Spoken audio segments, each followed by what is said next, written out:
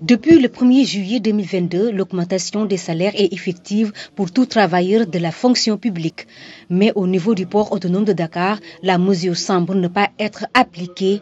Face à la presse, le syndicat autonome des travailleurs du port déplore la non-revalorisation de leur salaire. Nous avons jugé nécessaire également de faire la demande par rapport à cette revalorisation. Mais depuis lors, on a constaté que la direction n'a pas une volonté manifeste pour répondre favorablement à cette requête.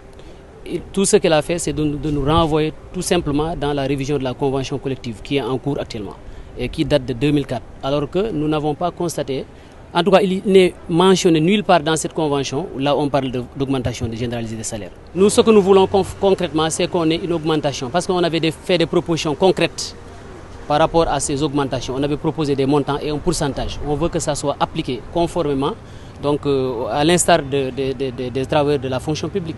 Depuis lors, des discussions ont été entamées avec la direction, mais jusque-là, des promesses. Ce qu'on a constaté, c'est que ce n'est pas la première fois qu'ils le font.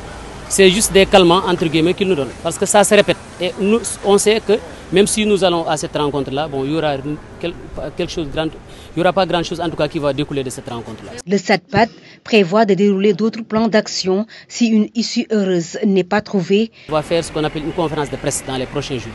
Et je pense que ce sera l'occasion maintenant d'aller dans le fond des choses. Parce qu'il y a des non-dits, il y a des choses qu'on n'a pas encore dites.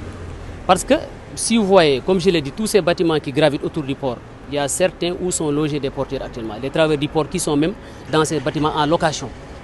Donc le DG, il nous avait fait croire qu'il allait rationaliser, qu'il allait optimiser les charges du personnel du port. Mais malheureusement, c'est le contraire qu'on a vu.